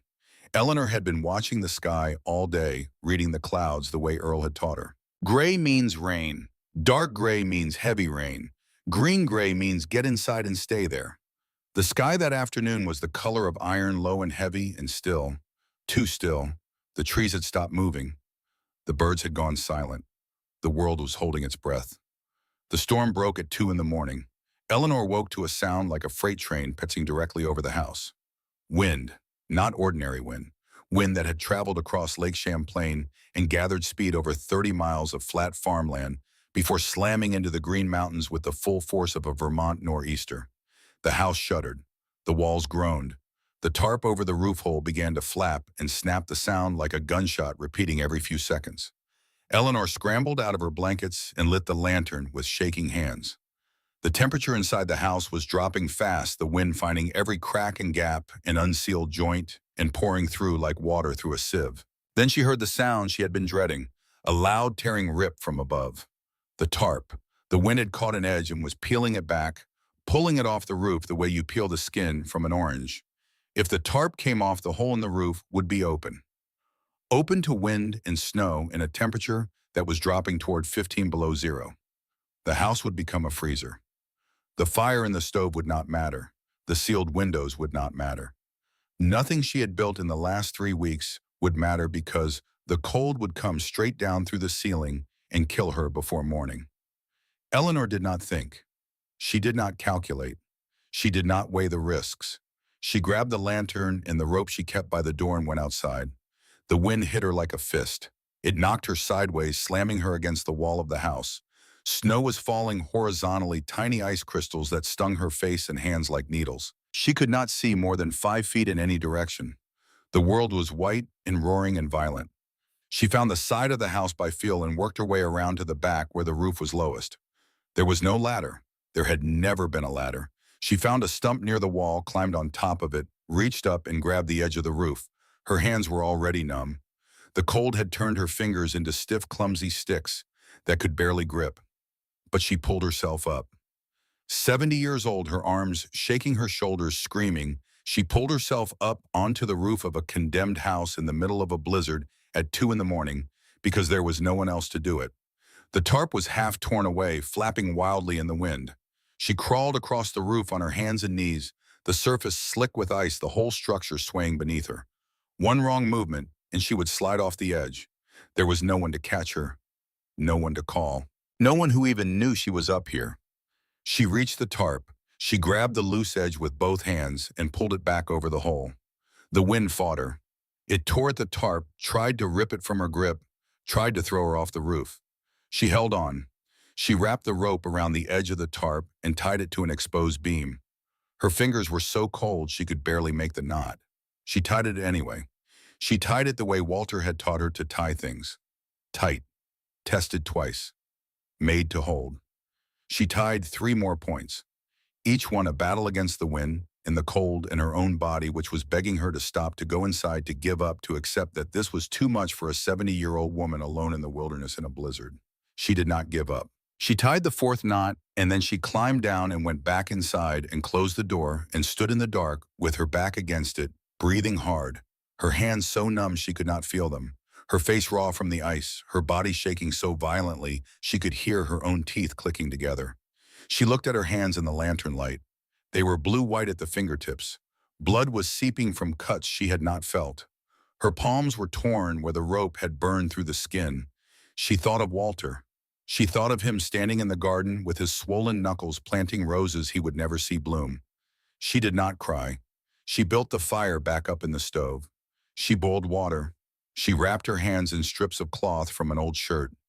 She sat as close to the stove as she could, feeding it wood, keeping it burning, forcing heat back into a body that wanted to shut down. Outside, the storm raged until dawn. Inside, Eleanor sat and fed the fire and listened to the wind and the tarp holding above her, held by knots she had tied with her own frozen hands. When morning came, the storm had passed. She went outside and looked up at the roof. The tarp was still there, battered, stretched, covered in ice, but still there, still holding, still doing its job.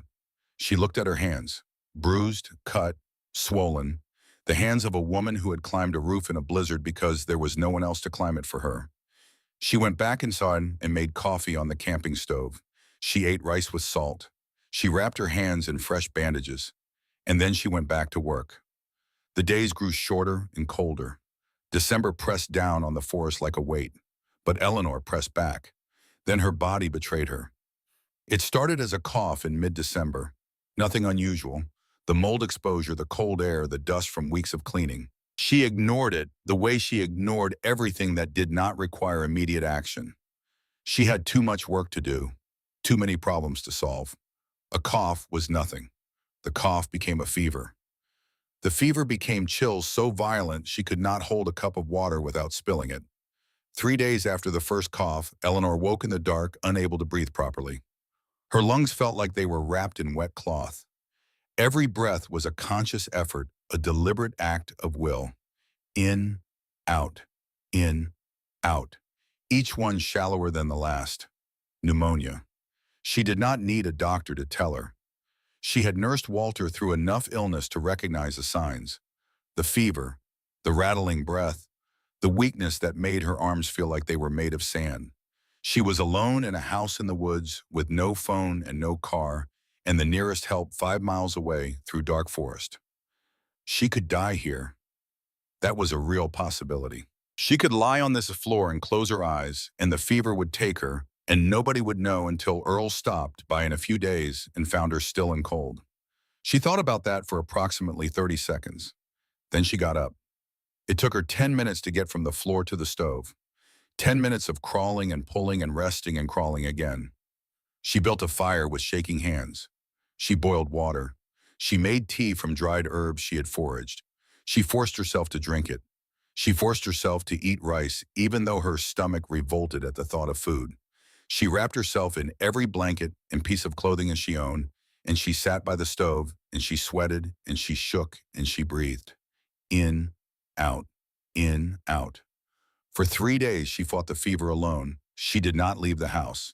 She rationed her water and her firewood. She slept in fits, waking every few hours to feed the stove, terrified that the fire would go out and the cold would finish what the pneumonia had started. On the 4th day, the fever broke. She woke soaked in sweat, her blankets drenched her body weak as paper. But her lungs were clearer. She could breathe without fighting for it. She was alive. When Earl came by 2 days later, Eleanor was standing outside the house splitting firewood with a hatchet he had given her. She was thinner than before. Her face was drawn, but she was standing. People in town said you were probably dead by now, Earl told her. They will be disappointed, Eleanor said. It was becoming her favorite phrase. Every day she found something to fix. Every day the house got a little better, a little stronger, a little more like a home. Earl brought her a Christmas tree. It was just a small branch, really, a balsam fir cutting about 2 feet tall. Eleanor set it on the crude table and decorated it with strips of fabric from her worn-out clothes. Red from a flannel shirt, blue from an old scarf, white from a cotton blouse that had been through too many washes. She stood back and looked at it. It was the ugliest Christmas tree she had ever seen. It was also the most beautiful. Donna gave her a Christmas bonus of $100 cash and a care package with coffee, sugar, and a battery-powered radio. You are the talk of the town, Donna told her. Everyone thought you were crazy. Now they are saying you might actually survive. I am not trying to survive, Eleanor replied quietly. I am trying to live. Then in the last week of December, Eleanor found what the house had been keeping for 150 years. She was working on the ceiling. The water damage was extensive, and she had been slowly replacing the worst sections with boards salvaged from the shed out back. She had noticed that one section of the ceiling seemed different from the rest. Slightly cleaner, less water damaged, as if it had been protected somehow by whatever was behind it. Curious, she used her hammer to carefully pry up one of the boards. Behind it was a gap, a hollow space between the ceiling and the roof. Not unusual in old construction, it was likely meant as insulation, but in this gap was something that did not belong. A wooden crate, about 2 feet square, wrapped in what had once been oilcloth but was now mostly rotted away. Heavy. Eleanor's hands were shaking as she lowered it carefully to the floor. Not from cold, not from effort, from something else, a feeling she could not name. A sense that she was about to cross a line between before and after. On the side of the crate, burned into the wood with a branding iron, were the letters SW and the year 1871. She pried open the crate. Inside, wrapped in more oilcloth and remarkably well preserved, were books. Old books, journals, and something else. Botanical specimens. Plants, leaves, flowers, all carefully pressed and preserved between sheets of thick paper that had protected them from moisture and decay for a century and a half. Eleanor lifted out the first journal carefully. The leather cover was dry and cracked but intact. On the first page, in careful handwriting that had faded from black to brown, but was still legible, was an inscription. Silas Wentworth, Field Notes, New England Flora, June 1871 through November 1871. Eleanor's heart began to race. She spent the rest of the evening examining the contents of the crate. There were 6 journals in total covering the years 1871 to 1874. There were hundreds of botanical specimens, each one labeled with a Latin name and a location note in the same careful handwriting. And there were drawings, beautiful detailed illustrations of plants and wildlife, done with a precision and artistry that made them look almost alive on the yellowed paper. One journal entry caught her eye. She read it by the light of the kerosene lamp, her breath making small clouds in the cold air. This land provides everything a naturalist could hope for. Species I have never seen documented. Plants with properties unknown to modern science. I have built my cottage here to continue my work away from the interference of those who would commercialize my discoveries. Here I can study nature in her purest form. I fear my health is failing, but I am content. My work will survive me. I have hidden my journals and specimens where they will be safe until someone worthy finds them. Eleanor sat back, her mind reeling, her hands still holding the journal with the same care she had used to hold James as a newborn. Silas Wentworth. The name echoed in her memory. She had seen it somewhere. Where, then, she remembered. In Donna's store, there was a small historical display about the local area. One section mentioned early naturalists who had explored the Vermont wilderness in the 1800s. And there had been a name, Silas Wentworth, a renowned British naturalist who had disappeared in Vermont in the 1870s. His body was never found. His life's work was believed lost, for 150 years, until a 70-year-old woman who had been thrown away by her own children bought a condemned house for $5 and found it hidden in the ceiling. Eleanor looked around her house, the house that had cost her $5, the house that everyone had laughed at, the house that her own son would have called worthless. She was not living in a condemned ruin. She was living in history. She was living in the last known residence of a scientist whose work had been mourned by the academic world for 150 years. And she had just found it. The woman everyone had discarded had found something priceless. She held the journal to her chest the way she held Walter's watch at night, close, protective, with the tenderness of someone who understands what it means to find something precious in a place where no one thought to look.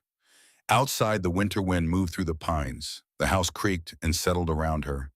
The fire popped softly in the stove. And Eleanor Harding sat in the warm circle of lamplight, holding the lost work of Silas Wentworth, and understood for the first time that she had not just been surviving these past weeks. She had been walking toward this moment her entire life. Eleanor knew she had found something important.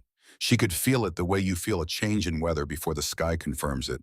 But she also knew that feeling was not enough.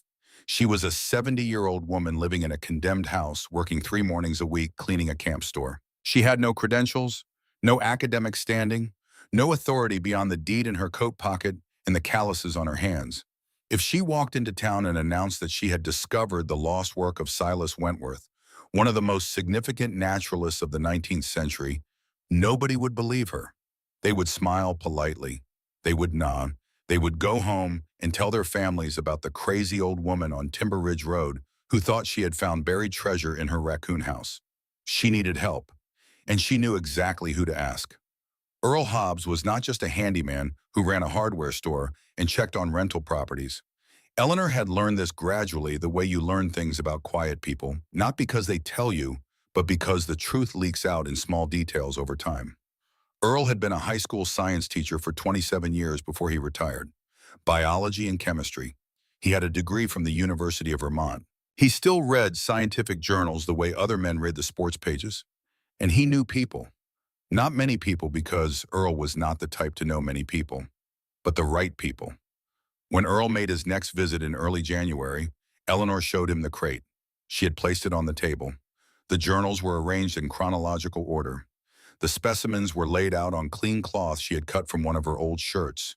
The drawings were stacked carefully, each one separated by a sheet of paper to prevent them from sticking together. Earl stepped into the house, saw the arrangement on the table, and stopped.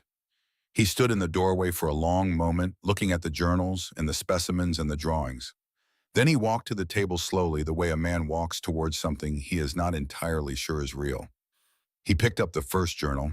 He opened it carefully. He read the inscription on the first page. His eyes went wide. "Eleanor," he said. His voice was different, lower.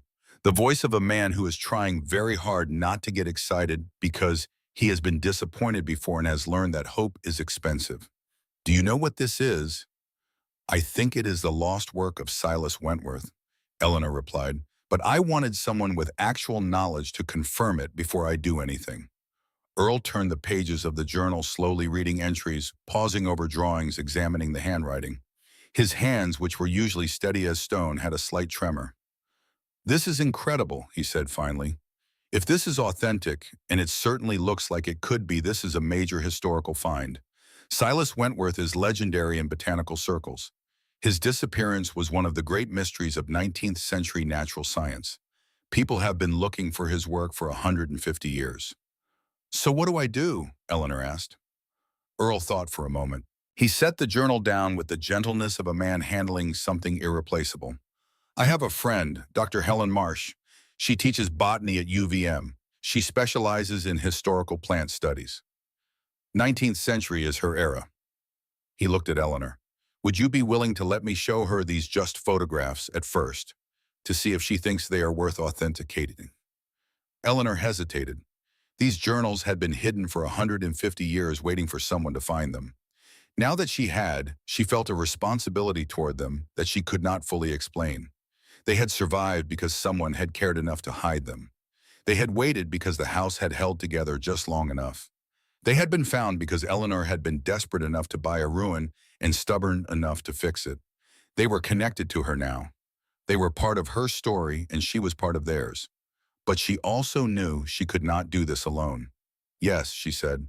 "But Earl, I need you to understand something. This house, these journals, this is all I have. If they are valuable, if they are important, I cannot let anyone take them from me." "Not again." Earl's expression softened. He understood what she meant by that word. Again. He understood what had been taken from her before. Not because she had told him the full story, she never had, but because loss recognizes loss. People who have had things taken from them can see it in each other the way soldiers recognize other soldiers by the way they stand. "Eleanor, if these are real, they belong to you. You own this property. Anything found on it is legally yours. I am not going to let anyone take advantage of you. You have my word." Over the next 2 weeks, Earl photographed every page of every journal, every specimen, every drawing. He worked carefully using a camera he borrowed from a friend, taking multiple shots of each item to ensure nothing was missed. Eleanor watched him work, hovering nearby, not because she did not trust him, but because she could not bring herself to be far from the journals. They had become as precious to her as Walter's watch, as her mother's Bible. They were proof that this house, her house, the house everyone had laughed at, held something the world needed. Earl sent the photographs to Dr. Helen Marsh with a carefully worded email explaining the find. Then they waited. The response came 3 days later. Earl showed Eleanor the email on his phone, holding it so she could read it in the lamplight. "Frank, if this is a hoax, it is the most elaborate and well-researched hoax I have ever encountered. But I do not believe it is a hoax. The handwriting matches known samples of Wentworth's script from his published correspondence. The Latin nomenclature is correct for the 1870s. Several of the plant species described are ones that Wentworth was known to be studying before his disappearance. More importantly, some of the specimens appear to be species that were declared extinct in Vermont in the 1920s. If these samples are authentic, they would be the only preserved examples in existence. The scientific value alone would be extraordinary. I need to see these in person. I need to authenticate them properly. If they are what they appear to be, this is one of the most significant botanical and historical finds in decades. The house where these were found, is it really the original Wentworth cottage? If so, the structure itself would be historically significant and should be preserved." Eleanor read the email twice. Her hands were shaking slightly. Not from cold, not from age, from something that felt like the ground shifting beneath her feet. "What does this mean?" she asked. Earl chose his words carefully. He was a man who understood that words have weight, and he did not want to drop anything heavy on a woman who was still finding her balance. It means your $5 house is worth considerably more than $5. The journals alone could be priceless from a historical perspective. The specimens are scientifically valuable, and the house itself, if it can be verified as Wentworth's residence, could be eligible for historical landmark status. What does that mean in practical terms? It means grant money for restoration. It means protection from demolition. It means the state would have a legal interest in preserving this property as a historical site. Earl paused. Eleanor, you might have just saved yourself in this house. Eleanor sat down on her bed, the bed she had built herself from branches and dried grass and pine boughs. The bed that was more comfortable than any mattress she had ever owned because she had earned it with her own hands. For weeks she had been living day to day, focused on survival, proud of the fact that she had made the house weather-tight, proud that she had survived the early winter, proud that she had proven she was not helpless. But this was different. This was not just survival. This was significance, purpose, legacy. I want Dr. Marsh to see them, Eleanor said decisively. But here, she comes here. I am not taking them anywhere. Earl smiled. It was a rare thing in Earl Hobbs' smile, worth waiting for. I will arrange it. Dr. Helen Marsh arrived 2 weeks later in late January. She drove a university sedan that was not designed for unpaved forest roads and arrived with mud on her tires and skepticism in her eyes. She was a woman in her early 50s, professional and precise, with the careful manner of someone who has been disappointed by false discoveries often enough to approach every new claim with armor on. Eleanor could see the doubt on her face as she got out of the car and looked at the cottage. The patched roof, the mud-sealed windows, the hand-carved shutters. This was not what a significant historical site was supposed to look like. This looked like a place where a stubborn old woman was slowly losing a fight with entropy. That skepticism lasted approximately 5 minutes. Dr. Marsh examined the journals at the table Eleanor had cleaned and cleared specifically for this visit. She turned pages with gloved hands, her expression shifting from professional caution to focused attention to something that looked very much like controlled astonishment. She made small sounds as she read. She studied the specimens with a magnifying glass she had brought, comparing them to reference materials from her briefcase. Her movements became faster as she went, more urgent. The movements of a scientist who has stopped evaluating whether something is real and has begun trying to understand how significant it is. This is real, she said, finally looking up at Eleanor with an expression that had shed its armor entirely.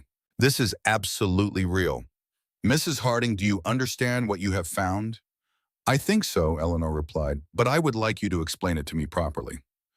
Dr. Marsh spent the next hour doing exactly that. She explained that Silas Wentworth had been one of the leading naturalists of his era, a man comparable to Darwin in his observational skills and dedication to fieldwork. He had come to America from England in 1869, specifically to study the medicinal properties of plants in the forests of New England. His work had promised to revolutionize botanical medicine. His published letters and preliminary papers had generated enormous excitement in the scientific community. And then he had vanished. His body was never found. His life's work was believed lost. Until now, Dr. Marsh said, these journals contain observations and discoveries that could still have relevance to modern research. Some of the plants he describes with medicinal properties we are only now beginning to study with modern technology. The specimens provide baseline data about plant populations from 150 years ago, which is invaluable for climate change research. And the drawings are works of art in their own right. What happens now? Eleanor asked. Several things. First, these need to be properly archived and preserved.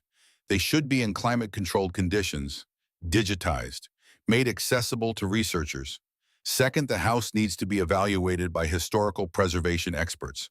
If this was Wentworth's residence, and I believe it was, it should be protected and possibly restored. Third, there are grants and funding sources available for exactly this kind of historical preservation. Would I have to give up the house? Eleanor asked, getting to the heart of what mattered most. No, Dr. Marsh said firmly. You own this property. Anything we do would require your permission and participation. In fact, if the state declares this a historical site, there would be funding to restore the house to period-appropriate conditions. You could live here as the site's caretaker and curator if you wanted.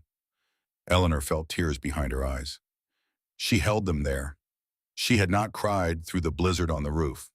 She had not cried through the pneumonia. She was not going to cry now, though the reason for tears was different. These were not tears of pain or despair. These were the tears that come when you have been walking through a desert for a very long time and someone tells you there is water ahead. You mean I could keep it, not just as a ruin I am surviving in, but as a real home. More than that, Dr. Marsh replied.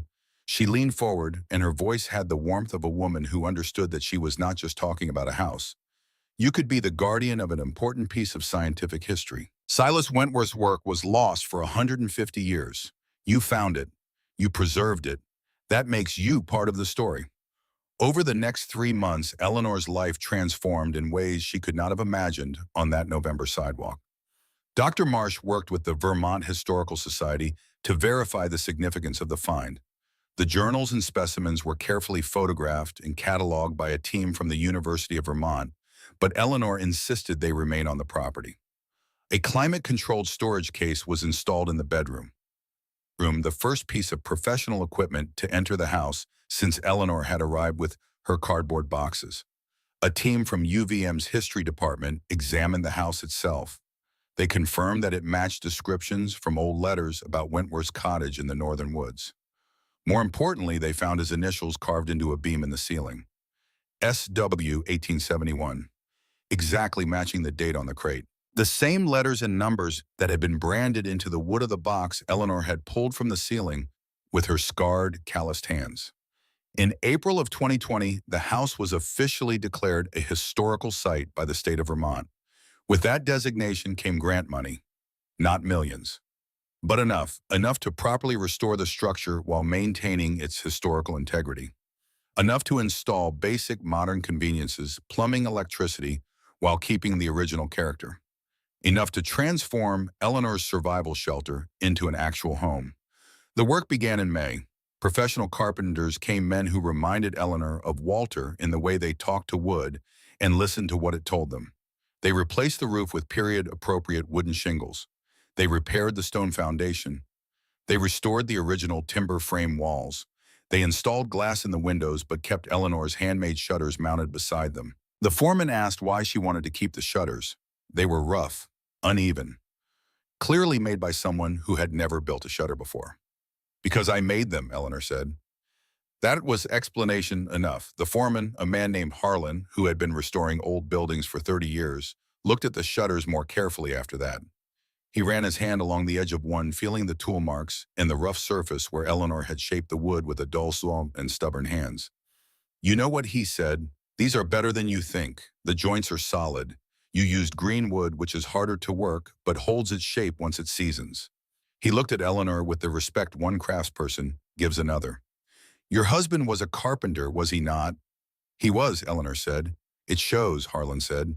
You learned from watching him. Probably did not even know you were learning.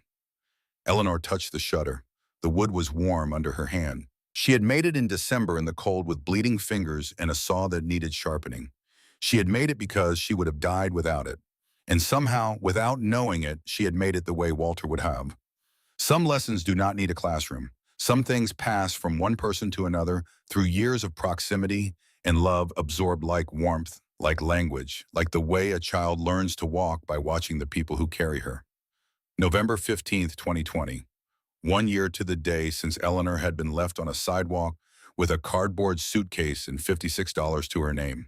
The transformation was complete. The house looked like a 19th century cottage because that was what the historical designation required. But it was solid now, sound, weather-tight. The roof was straight and strong.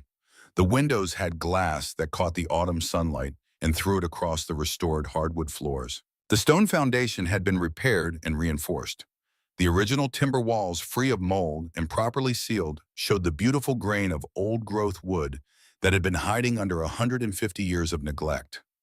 Inside, the wood stove had been replaced with a period-accurate replica that actually worked safely. Modern plumbing brought running water for the first time in the house's history. Electricity ran through conduit hidden behind the walls. The bedroom held a proper bed, a desk, and shelving for books. The main room had comfortable furniture, a small kitchen area, and the climate-controlled case holding the Wentworth journals and specimens in a place of honor. Outside, a small parking area had been cleared. A discreet sign marked the location. Wentworth Cottage, historical site, established 1871. Eleanor herself had changed in ways that went deeper than the house. She had regained the weight she had lost during the desperate early months. Her face, which had been gaunt and drawn, now had color and fullness. Her hands still showed the calluses and the faint scars from the roof and the rope and the broken glass. She did not hide them. They were her credentials, more valuable than any degree or certificate she had ever held. They proved what she had done, what she had survived, what she had built. Her gray hair was neatly trimmed. Her clothes were simple and practical, but clean and well-maintained. She moved through the cottage with the quiet confidence of a woman who knows every board and beam and stone in her home because she has touched every one of them with her own hands. But the biggest change was in her eyes. The defeated, bewildered expression that had been there when her children pushed her out the door was gone, replaced by something steady and warm and absolutely unshakable. She was no longer a woman who had been discarded. She was Eleanor Harding, discoverer of the Wentworth documents, curator of Wentworth Cottage, and recognized contributor to Vermont historical preservation. Her days had purpose now. She gave tours to researchers, historians, and students who came to study the Wentworth materials. She had learned enough about his work to serve as a knowledgeable guide, explaining his methods, his discoveries, his theories about the medicinal properties of New England plants. The University of Vermont paid her a modest stipend as the site's official caretaker. Combined with her work at Donna's store, which she kept because she enjoyed it, and her Social Security, she was earning enough to live comfortably for the first time in years. Earl Hobbs had become her closest friend. He visited regularly, helping with maintenance and staying for long conversations about history and science and the particular satisfaction of fixing things that other people have given up on. Donna Pruitt had become another friend, proud that she had given Eleanor that first job when Eleanor needed it most. Dr. Marsh visited monthly to continue cataloging the Wentworth materials. She had gone from skeptical academic to genuine friend, bringing wine and conversation along with her research notes. Eleanor had built a life, a real life, not the life she had planned, not the life she had expected, but a life that was hers in every way that mattered. Her children had not been part of this transformation. She had not contacted them since the day they put her on the sidewalk. She had not called. She had not written. She had moved on. She had built something new from the wreckage of what they had destroyed, until they appeared. It was a morning in late November 2020. Eleanor was in the garden. She had planted vegetables in the spring, and the garden had flourished in the forest clearing. She was harvesting the last of the autumn crop, pulling carrots from the dark earth, enjoying the weak sunlight and the smell of cold soil. She heard the car before she saw it, an expensive engine, the kind of sound that does not belong on a dirt road in the middle of a forest. She straightened up from her gardening and watched as a black SUV pulled into the parking area. New, polished, the kind of vehicle that costs more than most people's annual salary. She knew who it was before they got out. The way you know a storm is coming before you see the clouds. Something in the air changes. Something tightens. James stepped out of the driver's side. Patty got out of the passenger side. Both were dressed in expensive casual clothes. Both wore expressions of forced friendliness that did not reach their eyes. Both looked around the restored cottage, the historical marker, the well-maintained grounds with expressions that Eleanor recognized immediately. Calculation. They were not here because they missed her. They were here because they had done the math. Eleanor brushed the dirt from her hands. She did not go to greet them. She did not smile. She stood in her garden beside the carrots she had grown in soil she had turned with her own hands, and she waited. They approached slowly, the way people approach something they are not sure about. The way you approach a dog you do not know. "Mom," James said. His voice carried that same forced patience she remembered from a year ago. The voice of a man who has already decided what he wants and is going through the performance of asking. "We have been looking for you." "Have you?" Eleanor replied. Her voice was even, flat, The voice of a woman who has moved past anger into something harder and colder and much more permanent. For how long? Months, Patty said. You disappeared. We were worried. Eleanor almost laughed. The sound caught in her throat and she held it there because laughing would have given them something. An emotion, a reaction. She was not willing to give them anything. You left me on a sidewalk with a cardboard suitcase last November, she said. You called me a burden. You took the house my husband left me and sold it for $485,000. Exactly when did you start worrying? James had the grace to look slightly uncomfortable, a small crack in the performance. Patty's eyes shifted to the left the way they always did when she was caught in something she could not spreadsheet her way out of. Look, we know things ended badly, James said. We were stressed. We made some decisions that maybe were not ideal, but we are family. We wanted to find you, make sure you are okay. I am fine, Eleanor said, as you can see. We heard about this place, Patty said, gesturing at the cottage. Heard you made some kind of historical discovery. It has been in the news. Local woman finds lost naturalist journals. She paused. That is quite a story. It is, Eleanor agreed. She offered nothing else. There was a silence. The kind of silence that has weight. The kind that settles between people who know what is really being discussed, but have not yet said it out loud. James spoke first. This is a beautiful property. Must be worth quite a bit now. Historical designation state grants university interest. He let the words hang. You could probably sell it for a substantial amount. There it was, the reason they had come. Not wrapped in concern or family obligation, but sitting right there on the surface like oil on water. I am not selling, Eleanor said. But Mom, Patty jumped in her voice, shifting into the registers she used for difficult clients. You cannot live out here alone. You are 71 years old.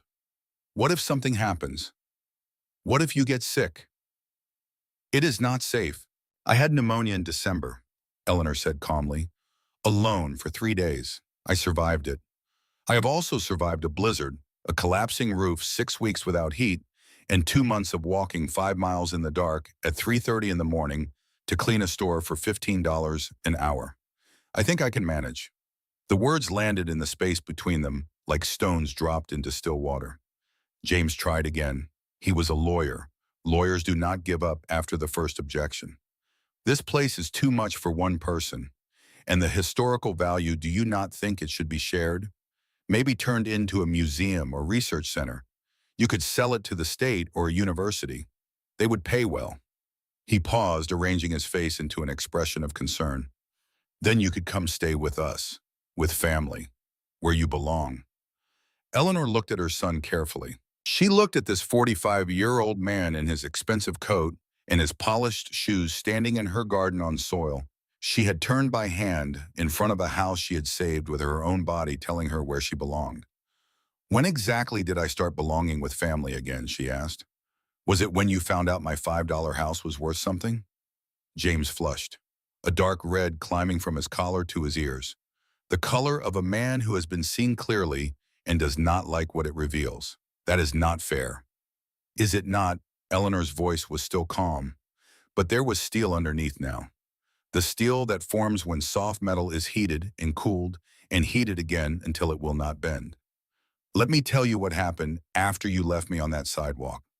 She held up her hands, the hands that had once been soft, the hands that had baked birthday cakes and graded spelling tests and held a dying man's fingers, the hands that were now scarred and calloused and permanently rough. I had $56. I bought this house for 5 of those dollars at an auction where everyone laughed at me. I spent months sleeping on the floor. I sealed the windows with mud and branches. I patched the roof with pine boughs. I carried water from a creek. I climbed onto the roof in a blizzard at 2 in the morning to save a tarp, because if I did not, I would have frozen to death. She paused, let the silence work. These hands mixed clay. These hands split firewood. These hands pulled a 150-year-old treasure out of a ceiling. I did not have help from family. I had help from Earl Hobbs, a stranger who became a friend, from Donna Pruitt, who gave me work when I needed it, from Dr. Marsh, who recognized the value of what I found and helped me protect it. We did not know, Patty said. Her voice was smaller now. The corporate register was gone. What was left sounded almost human. You did not ask, Eleanor corrected. You did not care. I was a burden you wanted gone. And once I was gone, I stopped existing for you, until you heard there might be money involved. That is not true, James said, but his voice had lost its conviction. The lawyer in him knew a losing case when he was standing in one. No, Eleanor said. Then tell me this, in the last 12 months, how many times did you try to find me? How many phone calls did you make? How many shelters did you check? How many missing persons reports did you file? Silence, none, Eleanor answered for them. Because you did not care where I was. You cared that I was gone, and you were glad. The silence that followed was the heaviest thing in the clearing, heavier than the house, heavier than the forest. It pressed down on all three of them with the weight of truth that cannot be argued with because it is simply undeniably completely true. Eleanor spoke again. Her voice was gentler now, not soft, not forgiving, but calmer. The voice of a woman who has said what needs to be said and is ready to finish. I am going to tell you something important. This house taught me a lesson I should have learned long ago. Your value as a person is not determined by what others think of you. It is determined by what you do with what you are given. She looked at the cottage, her cottage, glowing in the autumn light. I was given a condemned ruin and $5. I was given abandonment and mockery. I was given the hardest year of my life, and I was also given the chance to prove that I am stronger than anyone, including myself, ever thought I was. She turned back to her children. You gave me nothing except a lesson about my own worth. And for that, strangely, I am grateful. Because I learned that I do not need your approval. I do not need your support. I do not need you to value me. I value you. I value myself. She gestured at the house behind her. This is mine, not because I inherited it, not because someone gave it to me, but because I saved it. I earned it. Every board I sealed, every window I fixed, every cold night I survived. It is mine in a way your father's house never could have been, because I built this with my own hands. I am not selling it, not to the state, not to a university, not to anyone. I am going to live here for as long as I am able. I am going to continue as its caretaker. And when I die, I have already arranged for it to be left to the Vermont Historical Society with the condition that it remain a historical site forever. She paused. Then she said the thing they had come to find out but had not dared to ask. You are not in my will. What little money I have will go to Earl and Donna and Dr. Marsh, the people who actually helped me when I needed it. You will get nothing from me because you gave me nothing when I needed you. Patty's face had gone white. James looked like a man who had walked into a courtroom expecting to win and had been handed a verdict he never saw coming. That is it, James said. After everything we did for you growing up, this is how you repay us. You did not do anything for me growing up, Eleanor said quietly. I did everything for you. I gave you 45 years of my life. I gave up my career. I nursed your asthma. I drove you to every doctor. I sat with you at 3 a.m. counting your breaths. And the moment it became inconvenient to have me around, you threw me away. She let the words settle.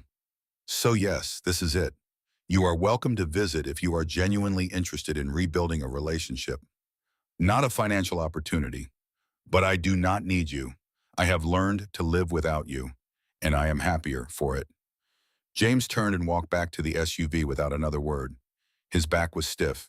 His hands were in his pockets. The walk of a man who has lost something and is already trying to pretend he never wanted it. Patty hesitated.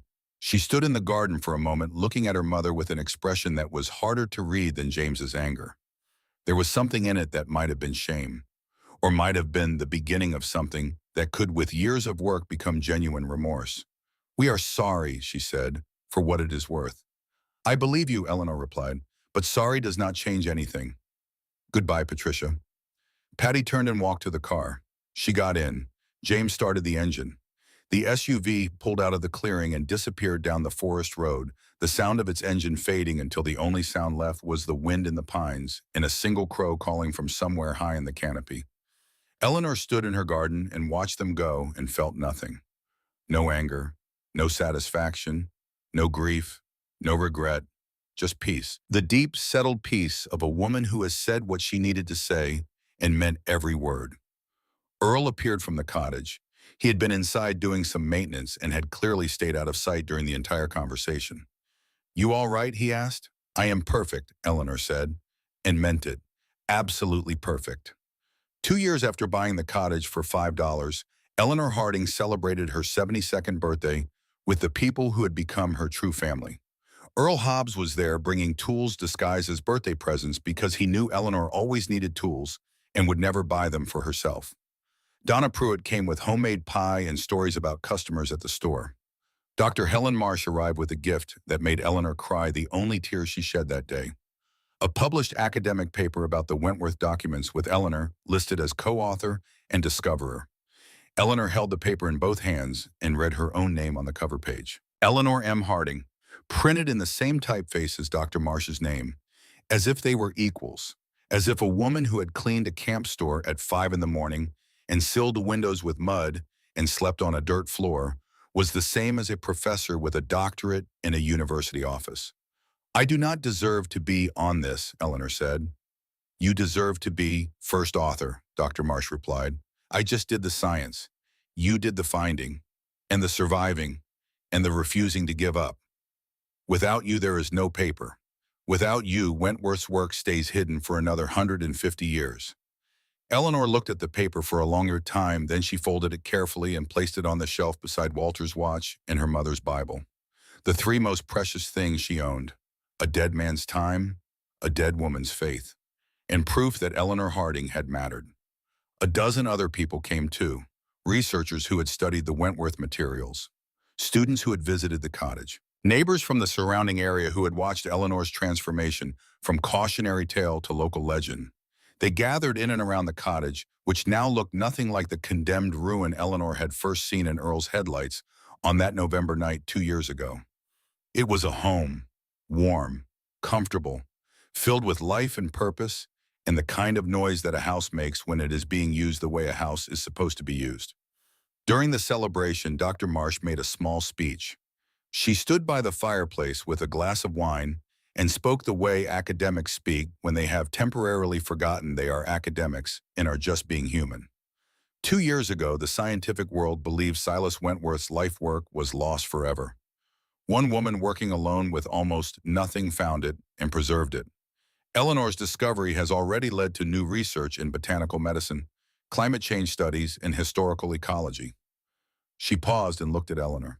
But more than that, Eleanor has shown us something important about the nature of value.